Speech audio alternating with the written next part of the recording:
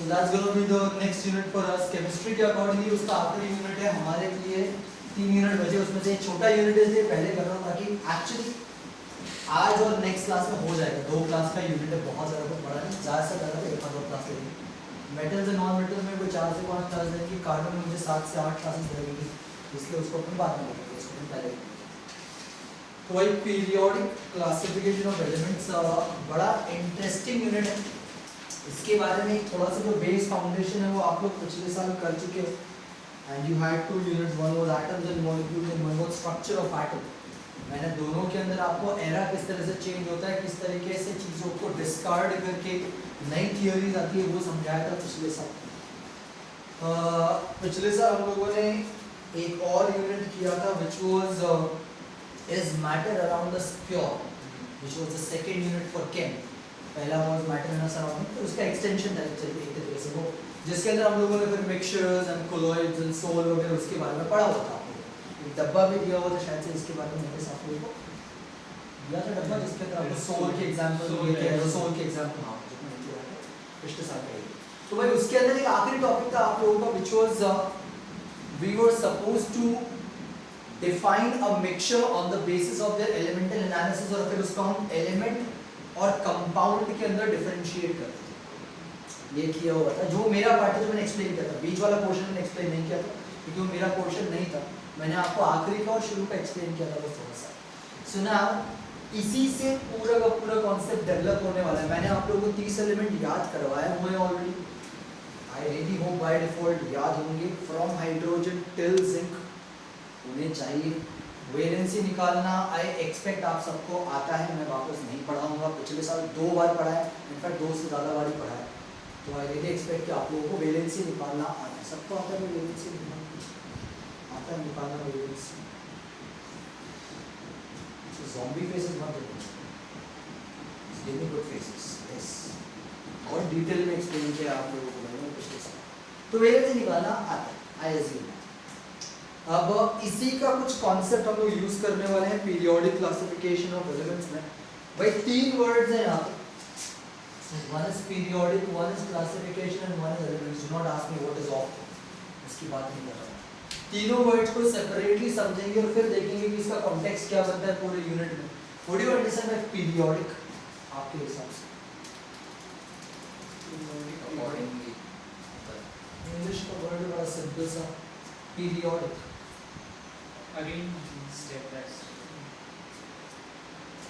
Arrange होता है proper तो स्कूल में आप लोगों के पीरियड्स होते हैं राइट 7-8 जितने भी पीरियड्स होते हैं right so I go with equal distribution वैसे हर पीरियड का जो ड्यूरेशन रहता है वो अलग अलग है but I just go with the standard thing for example if you have 8 periods then each period is going to be 8 hour 1 hour for example then 8 hours का आपका school let's assume that so in that case when a period starts and then when a period ends what happens after the period ends the new period starts right that means there is a repetition of the same class I'm not asking you or I'm not telling you कि वो same subject होगा subject से मुझे फर्क नहीं पड़ रहा teacher से फर्क नहीं पड़ता मेरे लिए important क्या है कि हर एक घंटे के बाद वो slot repeat हो रहा है for example right now it's winters after winters we'll have autumn after autumn we'll again have your summers के बाद वापस आएगा spring के बाद वापस आएगा monsoon that is how that season is that means every year this is going to be repeated within the same time period क्योंकि almost हर एक जो आपका weather है या हर एक जो season है that is divided into quarters हर 3-3 महीने के slot में रहता है तो July August September is usually monsoon then October November December is winters then January, February, March is basically your autumn. Then April, May, June is going to be your summer. And then again you will have partial spring and autumn and then again you can have the monsoons back again. So that is how the entire cycle is divided. That means every year this cycle is going to be repeated. That is what periodic means. Periodicity का मतलब क्या होता है? When a certain characteristic is going to repeat itself after a fixed time interval.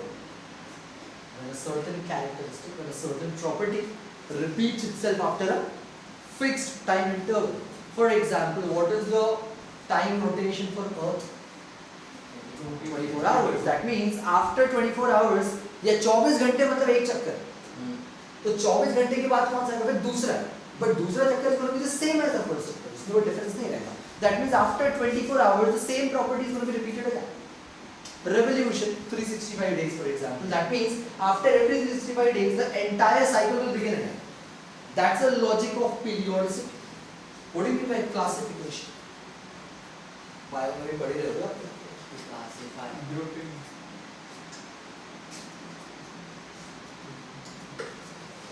Briefly बताना किसी चीज को. Briefly बताना किसी चीज को. उसको classify. बायो में आप लोगों ने लास्ट ईयर क्लासिफिकेशन पढ़ा होगा, plant animals.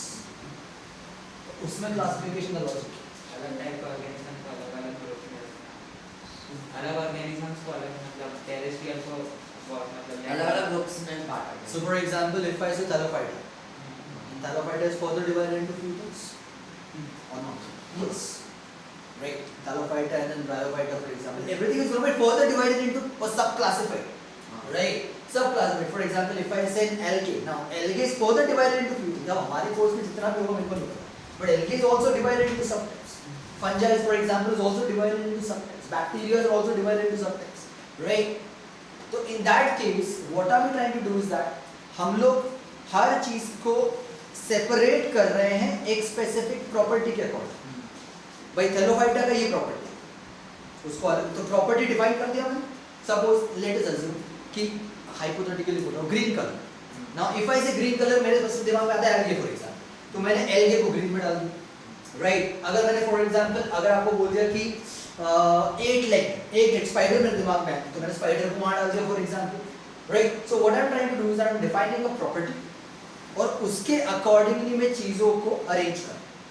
But arrangement random नहीं होता कि इसको यहाँ बिठा तो इसको यहाँ.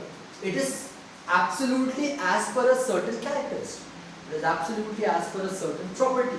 So that is what is meant by classification. When you actually group things, when you actually divide things, when you actually get things together into a certain category and as per a certain property or as per a certain characteristic. Am I clear on this point? Then what is elements? What are elements? How do we define an element?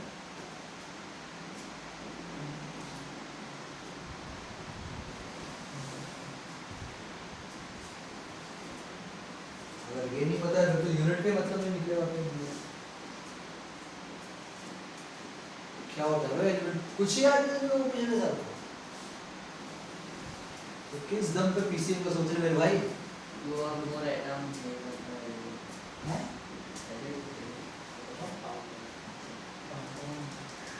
भाई PCM का कैसे सोचे तुम लोग फिर? Element नहीं पता तुम लोगों को तो? Metals और non-metals सब मिला के alloys. अरे बाप रे.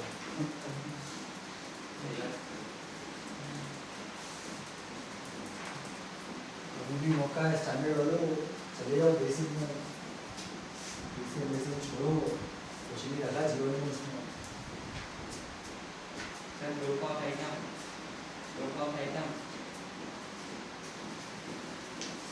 It is basically the collection of same types of atoms which are repeated over itself will form the entire element. When I say sodium, it's an element. Atomic number? 11. EC? What's the EC for sodium? 281 281. Valence? 1 1 or 7. 1 7 Nears. What does it form? Does it form a cation or an anion? cation. Why? क्योंकि वो एक loss करेगा फिर neon stable में Loss. Lose. Lose Lose. See, the sodium is an element.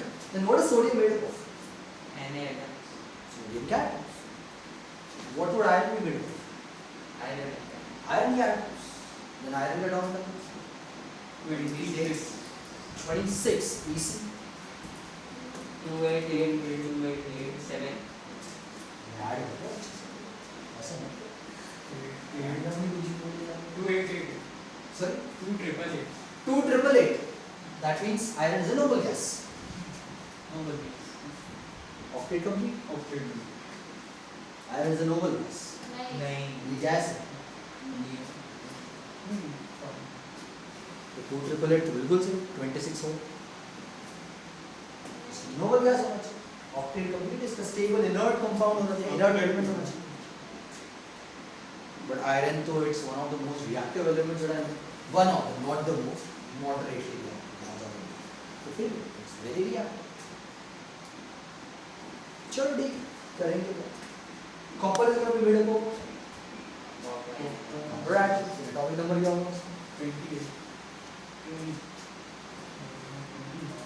27. Volt क्या होगा Volt 29. 29. 29. 29 इसी क्या होगा 8. 2883. 2 888 which is 26 and then 3 valency क्या होनी चाहिए इसकी 3. 3 और 5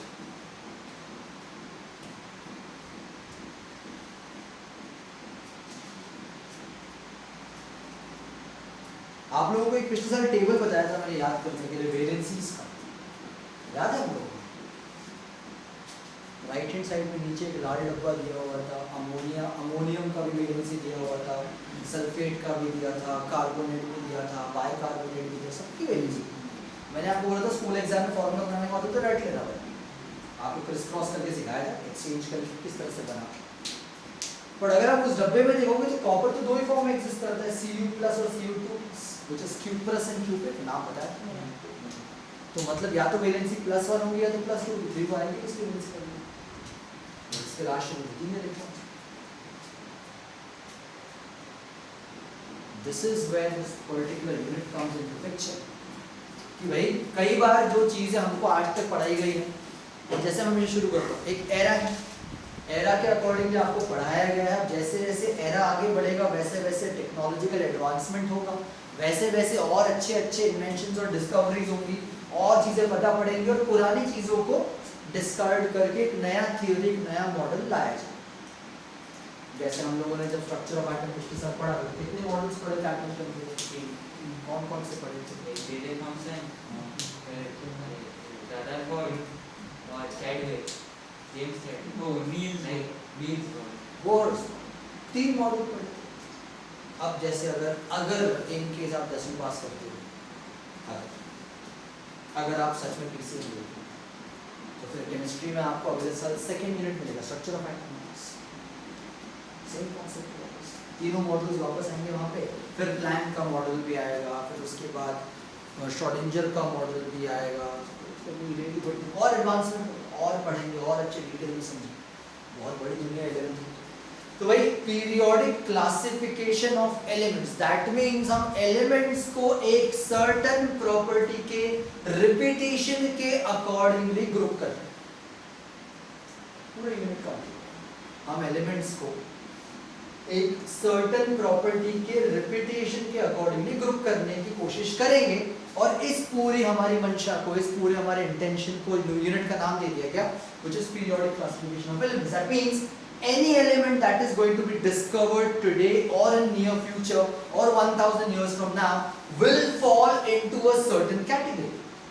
and that category is pre-decided ये ऑलरेडी मैंने आज डिसाइड नहीं की है ये ऑलरेडी 400 साल पहले डिसाइड हो चुकी है कैटेगरीज राइट उस टाइम पे जितने एलिमेंट्स डिस्कवरी हुई थी उन लोगों ने एक सर्टेन प्रॉपर्टी को बोला जितने भी एलिमेंट्स होंगे और उन्होंने उस एलिमेंट्स को अरेंज किया but the best part is वो जो प्रॉपर्टीज है वो आज भी ट्रू है और आज तक उनके अंदर हमको चेंजेस करने की जरूरत नहीं पड़ता हम क्या करते हैं कोई भी एक नया एलिमेंट आता है उन प्रॉपर्टीज के अकॉर्डिंगली टेस्ट करते हैं कि कौन सी प्रॉपर्टी सूट कर रही है इसको और उसको उठा के उस स्लॉट पे रख देते हैं कुछ बहुत महान साइंटिस्ट हुए हैं जिनके बारे में हम इस वीडियो में पढ़ेंगे जिन्होंने फ्यूचर प्रेडिक्शन किया था कि भाई फ्यूचर में एक ऐसा एलिमेंट आएगा जो इसी जगह पे होगा that is actually happening true so they knew what properties are going to be present on the earth's crust कौन सी प्रॉपर्टीज के अकॉर्डिंगली कौन सा एलिमेंट किस तरीके से मिल सकता है किस फॉर्म में एग्जिस्ट कर सकता है और उसको किस तरीके से क्लासिफाई करना है do we understand the logic for example आप लोगों ने मैं वापस उसी पे जाता हूं बायो में आप लोगों ने पिछले साल क्लासिफिकेशन पढ़ा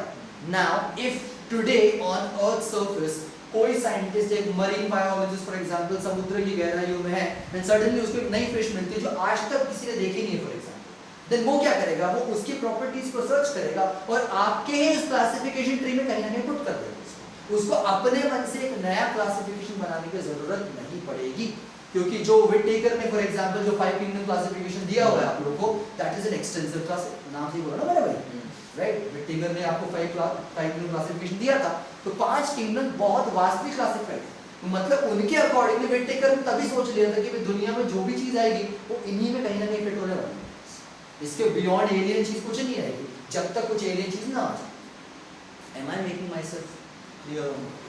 you have to understand this, बहुत थियोरेटिकल यूनिट है, कोई न्यूमेरिकल नहीं है, बट बहुत कॉन्सेप्चुअल है, इतना घुमा फिरा के पूछेंगे तो मजा आएगा तुमको, ठीक है। पूरा का पूरा जो टेबल है वो आपको पीरियोडिक टेबल बनाने की तरफ लेके जाएगा, कि हम लोगों ने पीरियोडिक टेबल देखे हुए हैं, आपकी बुक में भी दिया हुआ है, इसी यूनिट में दिया होगा।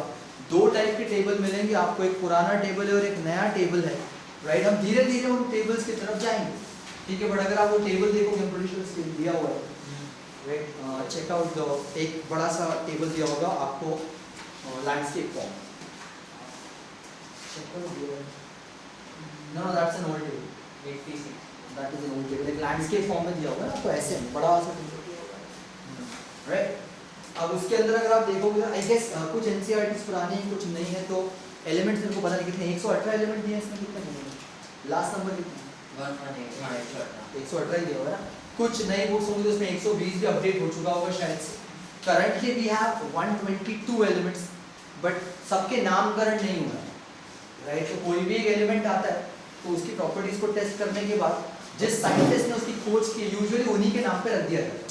जैसे अगर आप वहाँ देखोगे तो हैफनियम मिलेगा, रदरफोर्डियम मिलेगा, क्यूरियम मिलेगा जो मैडम क्यूरी के नाम पे रखा गया है फॉर एग्जांपल, पोलोनियम मिलेगा क्योंकि वो पोलैंड में मिला था फॉर एग्जांपल।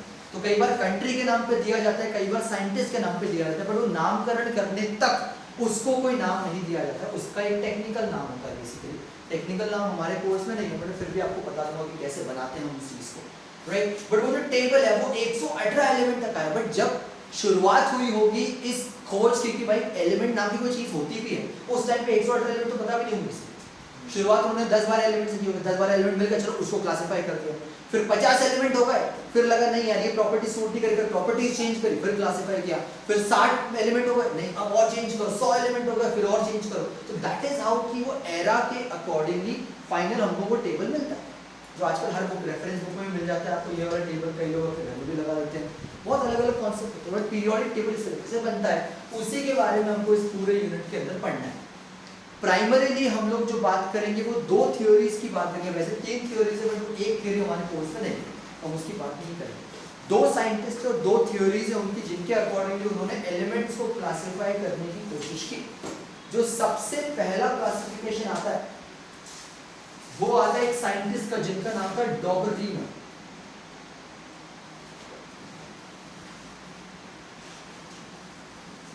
डॉबरीनर, राइट। तो डॉबरीनर भाई साहब ने क्या किया है, उनका जो लॉ था तो उसको कहा जाता है डॉबरीनर्स law of triads, TRIADS।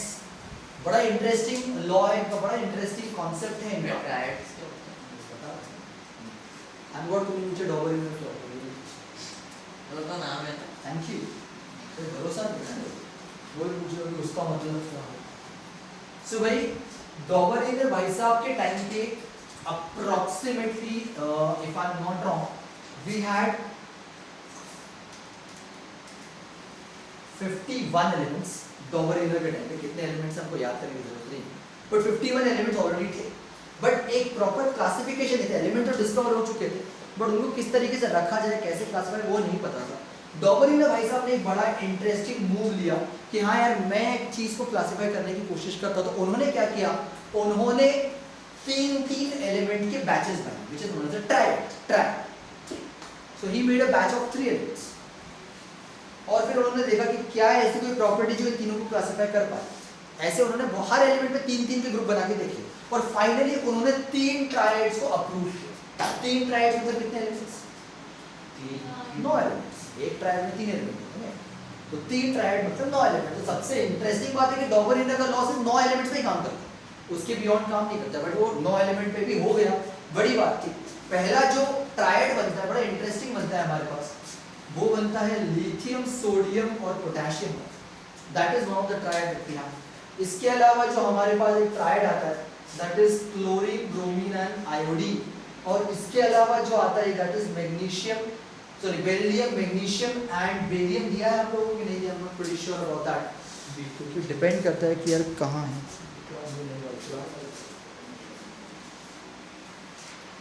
Calcium solution barium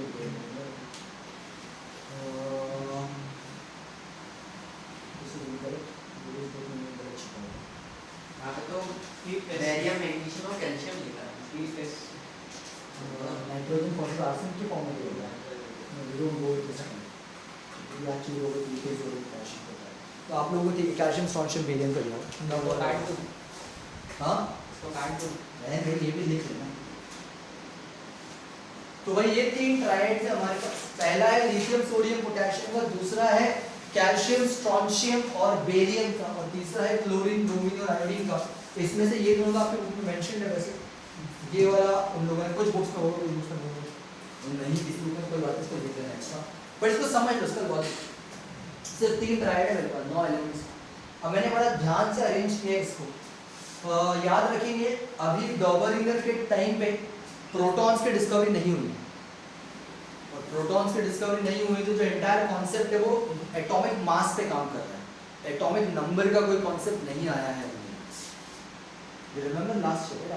Atomic mass and atomic number are two different things.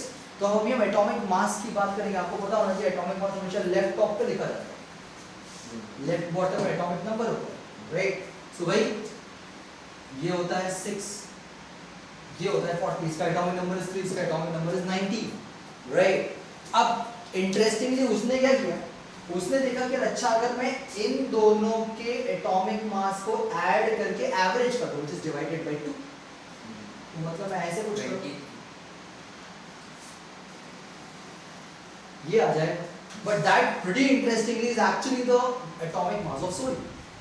That is quite interesting with atomic mass of sodium. Similarly, if I go with chlorine, bromine and iodine, for example, chlorine is 35.5, right? Bromine आप लोगों को यार क्योंकि variable atomic masses दिए होंगे। Iodine का कितना दिया आप लोगों को? 126.9। 126.9, ठीक है। क्योंकि डेसिमल में तो ऊपर नीचे हो जाता है, तो मैं एग्जैक्ट वैल्यू याद रखता हूँ। Anyways, for example, if I try and add 35.5 and 126.9, which is going to be 14 and 12 and 6 and 1, and if I divide this by 2, I'll get 81.2. Now what is the actual molecular atomic mass of bromine? 79.9. 79.9. So which is pretty close to this, pretty close to that thing. 79.9 is almost 80 and 81.2 is almost 81, तो काफी पास में आया। तो ये arrangement जो है ये कुछ काम करते हुए दिखता है बेसिकली हमको। Then for example we have calcium. Calcium usually is 40.1. कितना लिया calcium? 40.1 लिया ना? हाँ, 40.1. और बेरियम कितना लिया हम लोगों ने? 137.3. 137.3. So if I add both of them, 40.1 and 137.3, which is 4771, and if I divide this entire thing by 2, I get 88.7. और strontium को कितना दिया हम लोग? 87.6. 87.6, right? So it's pretty close to 88.7 as well. But logically ये सिर्फ इन तीन triads पे ही काम कर रहा है। इसके अलावा अगर मैं और जो बाकी एलिमेंट्स मेरे पास प्रेजेंट है उस टाइम पे अगर उनको मैं ग्रुप करने की कोशिश करूँ ऐसे तीन तीन के बैच में, तो ये लॉ काम नहीं करता। एटॉमिक मास एवरेज नहीं आता है बेसिकली, बट फिर भी एटलीस्ट एक स्टार्ट तो मिल गया कि हाँ भाई ऐसे भी क्लासिफाई कर सकते हैं हम on the basis of what? Atomic mass. Number नहीं बोल रहा है तो पहले मैं लॉ बोलूंगा, बाद में दिखाऊंगा आराम से आपको। तो लॉ क्या बोलता है that if we arrange the elements in a batch of 3 और a group of 3, that is a triad, then the atomic mass of the middle element is found to be the average of the atomic masses of the other two elements. कि जो भी बीच में element आ रहा है उसका जो atomic mass है वो किसका एवरेज आ रहा है? बाकी दोनों एलिमेंट्स के एटॉमिक मासेस का एवरेज आता है। This is what your Dobereiner's law of triad is all about. Law समझ में आया? बहुत बड़ा प्लस पॉइंट क्या है कि at least we were able to classify the elements which were present at that particular time. But drawback क्या है सबसे बड़ा इसका? It is only working with 3 tracks. It's only working with 9 elements. It is not working with rest of the elements. So वो फिर हमारे लिए कुछ काम का नहीं रहता. बट हाँ स्टार्ट अच्छा हुआ, बट ड्रॉबैक भी आया. बट ड्रॉबैक तभी क्लियर होगा जब एक नया लॉ आएगा जो इस पुराने वाले को खत्म कर देगा. ये मैंने आपको पिछला दिन बताया. नई चीज आएगी, पुराने वाले को डिस्कार्ड कर देगी. अभी तक समझ में आ रहा है कि नहीं आ रहा है? बड़ा सिंपल सा थ्योरी है और कुछ नहीं. टॉपिक डालेंगे पीरियोडिक क्लासिफिकेशन ऑफ एलिमेंट्स. पहले उस चीज को हम लिखेंगे, उसके बाद फिर लॉस की पढ़ेंगे.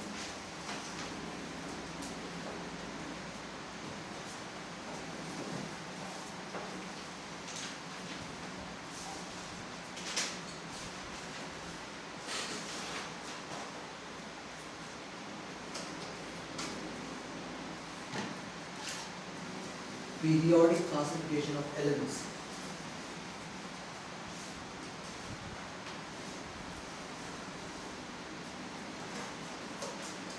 इसके बारे में नहीं पढ़ा, बट ये क्वेश्चन एक्चुअली तो लोग पूछते थे कई बार कि what is mean by periodic classification of elements. पता होना चाहिए आंसर. इसमें लिखेंगे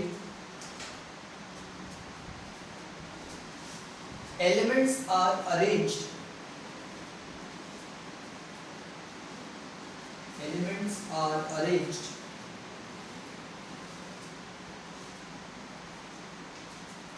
elements are arranged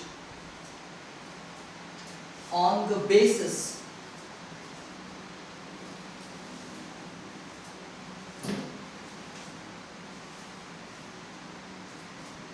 elements are arranged on the basis of certain characteristics or properties. On the basis of certain characteristics or properties.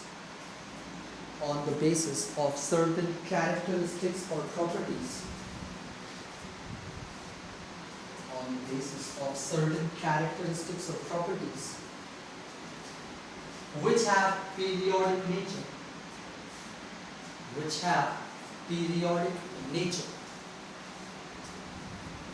Which have periodic nature. That is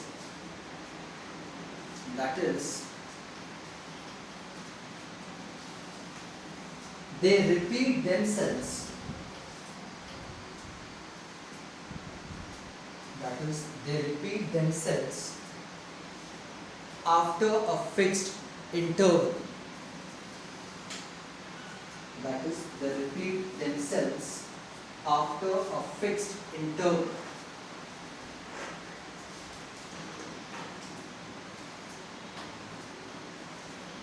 That is what is actually meant by this entire periodic classification of elements.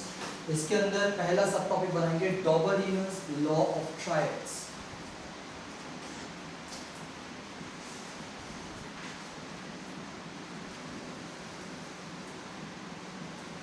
डॉबरिनस law of triads. पहले law लिखेंगे, उसके बाद उसके triads लिखेंगे. पहले law लिखेंगे.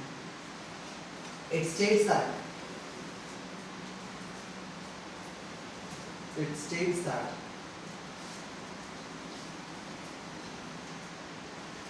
if elements are arranged, it states that if elements are arranged, it states that if elements are arranged in a triad, if elements are arranged in a triad, if elements are arranged in a triad, that is group of 3 elements. If elements are arranged in a triad, that is group of 3 elements, then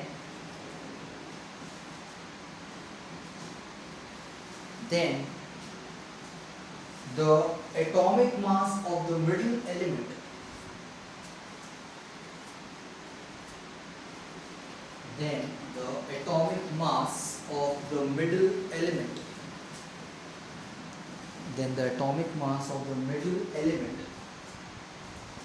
is the average. The atomic mass of the middle element is the average of the atomic masses. The atomic mass of the middle element is the average of the atomic masses of the other two elements. The atomic mass of the middle element is the average of the atomic masses of the other two elements. यार एक काम करो, अभी आप लोग अपने NCERT के according ये ट्राई करिए, जो तो ऑलरेडी दिया हुआ है, लिथियम सोडियम पोटेशियम की जगह आप लोग नाइट्रोजन फास्फोरस और आर्सेनिक यूज करते हो। भरोसा नहीं सारे स्कूल वाले फाइटिंग में ऐसे तो ये तीनों ट्राइड लिखेंगे भाई हम लोग वहाँ। पहला रहेगा नाइट्रोजन फास्फोरस आर्सेनिक का, दूसरा रहेगा कैल्शियम स्ट्रोंशियम बेरियम का, तीसरा रहेगा क्लोरीन ब्रोमीन आयोडीन का। बोलते आना चाहिए भाई सबको, कैल्शियम है, स्ट्रोंशियम है और barium. Strontium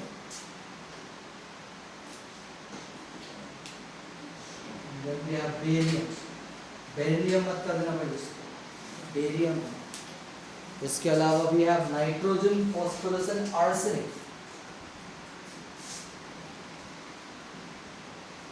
arsenic highly poisonous element.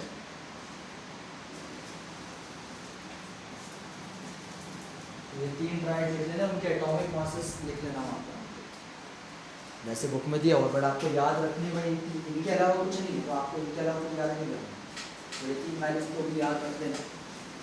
अगर एटॉमिक मासेस नहीं भी याद हो तो कोई टेंशन नहीं है बहुत ज़्यादा, बट ट्राई तो पता होना चाहिए प्रॉपर ऑर्डर के अंदर, ऐसा नहीं कि अपने मन से कुछ भी रीअरेंज कर दिया। तो ट्राई को कभी भी आप हॉरिजॉन्टल नहीं लिखेंगे, ऐसे वर्टिकल ही लिखा जाएगा, हॉरिजॉन्टल कॉमा वॉमा लगा के मत कर देना उसको। ऐसे ऊपर नीचे भी नहीं कर सकते हैं, तो जैसे आई को ऊपर कर दिए सी एन को एवरेज नहीं आएगा भाई, ऐसे आएगा।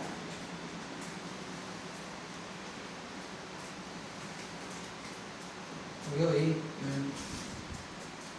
तो बड़ा सिंपल सा लॉ है पहला वाला, कोई बिल्कुल डिफिकल्ट लॉ नहीं।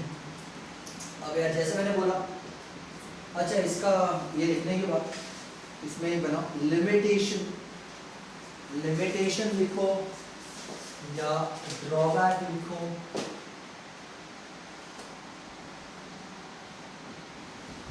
या शॉर्टकमिंग लिखो, सब एक ही मतलब है भाई इन सब वर्ड्स का। लिमिटेशन बोलो या ड्रॉबैक बोलो या शॉर्टकमिंग बोलो, सबका मतलब एक ही होता है। कोई भी वर्ड अगर आपको एग्जाम में पूछा है तो समझ जाने की क्या पूछने वाले। तो इसमें लिख लेंगे डॉबर यूनिवर्स के लॉ का ही हम लोग लिमिटेशन या ड्रॉबैक या शॉर्टकमिंग लिख रहे हैं, तो इसमें लिख लेंगे this law was only applicable, this law was only applicable, this law was only applicable for 3 triads, this law was only applicable for 3 triads, that is 9 elements. This law was only applicable for 3 triads, that is 9 elements. तो भाई periodic table बनाने के लिए ये हमारा पहला step था, जहाँ पे हम लोगों ने डॉबर यूनियन का लॉ देखा। इसको फिर ऑब्वियसली डिस्कार्ड कर दिया गया क्योंकि से ये 9 एलिमेंट्स मतलब 3 ट्रायड्स पे काम कर। Now we needed a law which is going to work with a wider range of elements, और ज़्यादा एलिमेंट्स को हम इंक्लूड कर पाए। एक लॉ है जो मैं समझा दूंगा, मेरे पास ज़्यादा टाइम नहीं है, बट लिखवाऊंगा आपको नेक्स्ट क्लास में, सिर्फ बेसिक बता देता हूँ। अगला जो लॉ है वो एक भाई साहब का जिनका नाम था न्यूलैंड। तो न्यूलैंड्स लॉ ऑफ ऑक्टेव्स आ गया। ऑक्टेव्स मतलब 8, राइट। अब ये ऑक्टेव वर्ड जो है, this is actually from the music thing, octaves, right. So we have a higher octave, we have a mid octave, we have a lower. कुछ लोग बहुत ऊपर के रेंज में गाते हैं, कुछ मिड रेंज में गाते हैं, कुछ लोग बहुत नीचे रेंज में गाते हैं, but octaves are nothing but your swaras, sa re गा मा पा धा नी सा। तो सा रे गा मा पा धा नी 7 and then सा which is upper सा which is the 8th, so that is what an octave is all about, ठीक है। अब ऑक्टेव्स हैं तो इसका लॉजिक कैसा होता है, सा रे गा मा पा धा नी, देन सा रे गा मा पा धा नी, देन सा रे गा मा। तो हो क्या रहा है, चीजें रिपीट हो रही है, कितने चीजों के बाद, 8वीं चीज के बाद। बट सा रे गा मा पा धा नी सा, तो ये जो दूसरा सा आ रहा है और ये पहला सा है, ये तो एक ही चीज है। तो मतलब हर आठवां एलिमेंट किसकी प्रॉपर्टी को रिजेंबल करेगा? पहले वाले। फिर दूसरे वाले को कौन सा रिप्रेजेंट करेगा? 9 वाला, क्योंकि वहां से अगर आप काउंट करोगे तो जो 8वां एलिमेंट आएगा वो 9th एलिमेंट आएगा।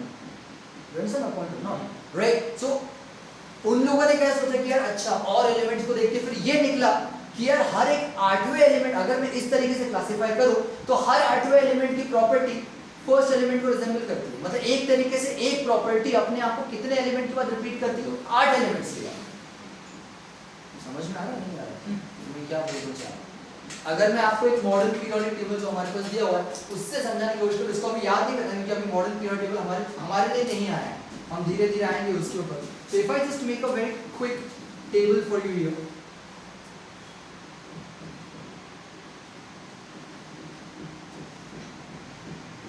ऐसा कुछ होता है, बीच में कुछ नहीं है, फिर डायरेक्टली 30 मिनट चलो जाता है। ठीक है, तो अब अगर मैं if I name this element to be 1, तो 1 2 3 4 5 6 7 8 and then again this one, right? अब ये वाला जो एलिमेंट है यहाँ से कौन सा एलिमेंट है? 8वां जो एलिमेंट है, क्योंकि यहाँ से शुरू होती है ये वाले से काउंट होगा ना, 1 2 3 4 5 6 7 and then 8 and that is pretty interesting। अगर आप ट्रायड में देखोगे तो दोनों एक ही में रखे हुए हैं, उनका बैच भी ट्रू था। क्यों? क्योंकि सोडियम की प्रॉपर्टी और लिथियम की प्रॉपर्टी सेम, वैलेंसी चेक कर, लिथियम की वैलेंसी भी 1 होती है, सोडियम की वैलेंसी भी 1 होती है। तो दोनों की जब वैलेंसी अगर मैं कैरेक्टरिस्टिक मान के चलता हूँ तो जो 1 वैलेंसी का कॉन्सेप्ट है वो कितने के बाद रिपीट होगा? 8 के बाद रिपीट होगा। अगर मैं यहाँ से शुरू करता तो फिर यहाँ पे जो एलिमेंट आता वो आता मैग्नीशियम। मैग्नीशियम की वैलेंसी भी 2 होती है, बेरिलियम की भी 2 होती है, और बेरिलियम और मैग्नीशियम का जो प्रॉपर्टीज है सेम हो जाती है। अगर मैं यहाँ से शुरू करता तो यहाँ पे मेरे पास आता एल्यूमिनियम। अगर मैं यहाँ से शुरू करता तो यहाँ पे आता सिलिकॉन, यहाँ से शुरू करता तो यहाँ पे क्या आता? फास्फोरस। यहाँ पे शुरू करता तो सल्फर, यहाँ से शुरू करता तो क्लोरीन, अगर मैं यहाँ से शुरू करूँ तो आर्गन। वैसे दोनों नोबल गैसेस, दोनों की प्रॉपर्टी सेम है, दोनों की 8 वैलेंसी, 0 वैलेंसी होती है, 8 वैलेंसी। तो लॉजिक ये बना कि अगर मैं एलिमेंट्स को भाई 8 के बैच में एक्सपैंड करना शुरू करूँ rather than 3, then the property of every 8th element will resemble to the first. Is everyone clear with the point? Beautiful law. Unfortunately उस टाइम पे हमारे पास 56 एलिमेंट्स थे और ये लॉ सिर्फ 20 एलिमेंट्स तक काम कर रहा था, which was हाइड्रोजन से लेकर कैल्शियम। उसके बाद में ये लॉ काम करना बंद कर देता है क्योंकि बड़ा इंटरेस्टिंग एलिमेंट है, जैसे आयरन आ गया। अब आयरन के लास्ट शेल में 8 इलेक्ट्रॉन्स आते हैं, तो उसको नोबल गैस की प्रॉपर्टी को रिजेंबल करना चाहिए, बट वो नहीं करता। वो एक मेटल है, बाकायदा मेटल है, मतलब इलेक्ट्रॉन्स को लूज करता है, राइट? स्कैंडियम हो गया, टाइटेनियम हो गया, या कॉपर हो गया, या निकल हो गया, क्रोमियम हो गया, बहुत अलग एलिमेंट्स हैं जो ये पहले 20 में से कहीं से रिजेंबल नहीं कर रहे बेसिकली। तो फिर ये जो लॉ है वो 20 के बाद फेल हो गया हमारा, बट 20 तक ये लॉ बहुत शानदार तरीके से काम करता है बेसिकली, राइट? जैसे कैल्शियम की बात करूँ तो कैल्शियम जो रहेगा वो एकदम मैग्नीशियम की प्रॉपर्टी को रिजेंबल करता है, दोनों की वजह से तो इसी के नीचे आते हैं, इसलिए यहाँ पे पोटेशियम आया, राइट? तो इन दैट केस हमारा जो लॉ है, दो उस टाइम पे कितने एलिमेंट्स थे? 56। कितने पे काम करता है? 20। और पहले जो 20 एलिमेंट ये लाइट एलिमेंट्स होती है, हल्के एलिमेंट कहलाते हैं। उसके बाद थोड़े हैवी एलिमेंट्स, आयरन हो गया, कॉपर हो गया, स्ट्रॉन्शियम हो गया, फिर आना शुरू हो जाता है धीरे धीरे। तो हमारा जो लॉ है ये वाला, it is only working for light elements, it is not working for heavy elements. Is everyone clear with the law? Law is better than Dobereiner's, क्योंकि वहां पे से 9 एलिमेंट पे काम करता है, अभी एक्सपैंड होकर 20 पे आ गया। 20 एलिमेंट्स को क्लासिफाई कर सकता हूं, बट वापस शॉर्टकमिंग क्या है इसका? It is not working for heavy elements, right? 56 नहीं बोलना, नंबर बोलना ही नहीं कभी। It is not working for heavy elements, it is only working for the first 20 और द फर्स्ट लाइटर एलिमेंट्स। आया समझ में? इसके बारे में लिखूंगा नेक्स्ट क्लास। अब हमारे कोर्स के अकॉर्डिंगली इसके बाद डायरेक्टली मेंडलीव का कॉन्सेप्ट आ जाता है। वो अलग बात है, इनके बीच में एक और कॉन्सेप्ट है जो लोथर में है। लोथर में भाई साहब ने वॉल्यूम डिस्ट्रीब्यूशन के अकॉर्डिंगली बहुत इंटरेस्टिंग लॉ दिया हुआ है, जिसको हम स्पाइरल लॉ बोलते हैं। इस तरह से वो अरेंजमेंट होता है एलिमेंट्स का, बट वो लॉ हमारे कोर्स में नहीं, अनफॉर्चुनेटली 11th में है, इस साल हम लोगों को नहीं है, इसके बारे में हम नहीं पढ़ेंगे। समझ में आया कि नहीं आया? अगर समझे होगे नहीं तो लिख नहीं पाओगे, याद रखना। नोट्स आपको बनाने ज़रूरत है, मैं नहीं बनाता। जितना मेरे को लगता है मैं लिखवा दूंगा, बट पूरा नहीं लिखवाऊंगा, आपको लिखना पड़ेगा। मोर इम्पोर्टेंटली अगर 11th वालों से पूछोगे, अगले साल वापस केमिस्ट्री का तीसरा unit is classification of elements, ditto same unit but expanded है। अगले साल में पढ़ाते ही नहीं, क्योंकि मैं इतना पढ़ा चुका था मैं ड्यूअल टेंथ में, अगले साल से एक डायगोनल रिलेशनशिप हो गया, वो 2-3 कॉन्सेप्ट है इन आउट पे इफेक्ट हो गया, वो पढ़ा था, अदरवाइज मैं एक्सपैंड करके पढ़ा था सेम यूनिट है। If you know this thing, if you are thinking of PCM, brilliance, 1 unit already हो चुका रहता है फिर आपका, बट याद रखो टॉपिक्स, जितना ज़्यादा याद रखोगे उतना ज़्यादा बेटर, जितना ज़्यादा कॉन्सेप्चुअलाइज कर पाओगे उतना बोर्ड्स के आंसर कर पाओगे। बोर्ड के आंसर डायरेक्टली नहीं आते, ट्रस्ट मी, कोई नहीं पूछता कि state dominance law of rights, कोई नहीं पूछे, स्टेट न्यूलन्स लॉ ऑफ ऑक्टेव्स, कोई नहीं पूछे, बट टॉपिक जो क्वेश्चन आता है वो मेंडेलिव से आता है, क्योंकि वो भाई साहब ने थोड़ा ज़्यादा एलिमेंट्स क्लासिफाई किया, उसमें ज़्यादा प्रॉपर्टीज है, इसमें ट्रेंड्स आना शुरू हुए फिर कि भाई लेफ्ट टू राइट कैसा होगा, टॉप टू बॉटम कैसा होगा, और फिर बड़े इंटरेस्टिंग चीज़ें आएंगी आगे। अभी तक का क्लियर है? ठीक है भाई, इसको नेक्स्ट क्लास में लिखवा दूंगा आप लोग, कल मिलते हैं आप लोगों से वापस आपके टेस्ट के साथ। चलो।